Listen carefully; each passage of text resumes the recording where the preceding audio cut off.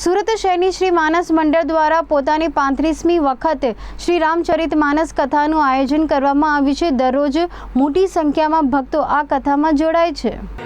नमस्कार। सूरत शहर में अनेक संस्थाएं, लेकिन एक ऐसी संस्था जहां पर कोई पद अधिकारी नहीं है। हाँ जी हाँ, हम बात कर रहे हैं 35 साल से चल रही एक संस्था जिसका नाम है श्री मानस मंडल।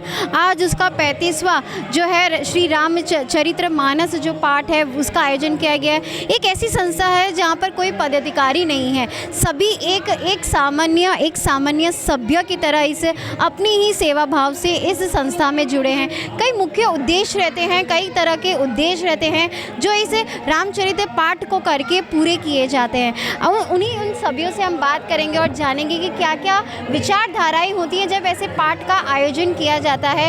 जी, आपका नाम? मैं मानस मंडल का एक कार्यकर्ता हूँ। ये जो मानस मंडल है, श्री मानस मंडल सूरत, ये एक सूरत की 35 साल पुरानी सेवाभावी संस्था है। 1991 में एक भक्त हमारे श्री जयचंद लाल जी बाहिती के निवास पर एक कमरे के अंदर 4 परिवारों ने मिल करके, जिसमें श्री सुरेश जी मालपानी का परिवार, श्री रमेश जी बाहिती का परिवार, श्री दुर्गा प्रसाद जी झंवर का परिवार, 4 केवल परिवारों ने मिल करके एक छोटे से रूप में नवान पारण पाठ का प्रारंभ किया था।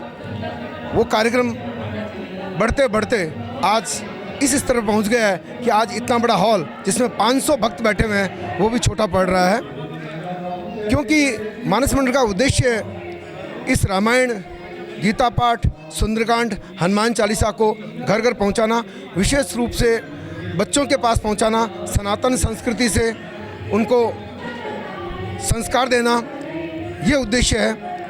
और साथ ही साथ इन कार्यक्रम के माध्यम से सेवा के कार्य करना, इन कार्यक्रमों के माध्यम से मानस मंडल दान राशि, धनराशि एकत्रित करता है। सभी भक्त उसमें उदार मन से सहयोग देते हैं और वो धन की राशि, दान की राशि सूरत की सुप्रसिद्ध संस्था छायड़ो, जो कि सिविल हॉस्पिटल में ज़रूरतमंद मरीजों के इलाज के लिए, मेडिसिन के लिए, डायलिसिस के लिए उपयोग करती है, उसको दे दिया जाता है। मानव धर्म और गौ सेवा, यही मंडल का उद्देश्य है। इन कार्यक्रम के माध्यम से गौ सेवा तो धन एकत्रित किया जाता है। जो देश भर में जितनी भी ज़रूरतमंद गौशालाएँ हैं उनको दान स्वरूप भेज दिया जाता है। मंडल का दूसरा उद्देश्य है कि आजकल की युवा पीढ़ी को संस्कार देना, उनको एक नया प्लेटफॉर्म देना। मानस मंडल इस कार्यक्रम के अलावा हर 31 दिसंबर को एक सिटीलाइट स्थित महेश्वरी भवन में एक 108 हनुमान चालीसा आसन से 108 हनुमान चालीसा पाठ का कार्यक्रम करता है। हजारों युवा बच्चे उसमें सम्मिलित होते हैं। प्रातः 9 बजे से लेकर मध्य रात्रि 12 बजे तक कार्यक्रम चलता है। दृश्य देखना लायक होता है। युवा वर्ग के बच्चे हनुमान चालीसा की धुन पर नाचते गाते हुए नव वर्ष में प्रवेश करते हैं। मंडल द्वारा हर सप्ताह किसी न किसी भक्त के निवास पर सुंदरकांड का पाठ किया जाता है। लगभग 1402 पाठ अभी तक पिछले 26 वर्षों से मंडल कर चुका है। हमारे इस मंडल के नेतृत्व प्रारंभ किया था श्री सूरजमल जी मंत्री ने। पारिवारिक कारणों की वजह से वो अब बम्बई रहते हैं, लेकिन स्वामी जी कृष्णानंद जी महाराज के आशीर्वाद से मंडल का जो बीज उन्होंने लगाया था वो आज एक विशाल वट वृक्ष बन चुका है। धन्यवाद। राम जी। इस तरह के जो पाठ होते हैं वो कितने फ़ायदेमंद रहते हैं, कितने लाभदायक रहते हैं एक संस्था के लिए, एक समाज के? सबसे पहले तो हमारा परिवार बहुत धन्य हुआ कि ऐसे मानस मंडल के इस प्रोग्राम के अंदर हमें जोड़ा गया, हमें मौका मिला, हमें अवसर मिला। इन सभी चीज़ का सनातन के उत्थान के साथ बहुत ज़्यादा फ़ायदा होगा।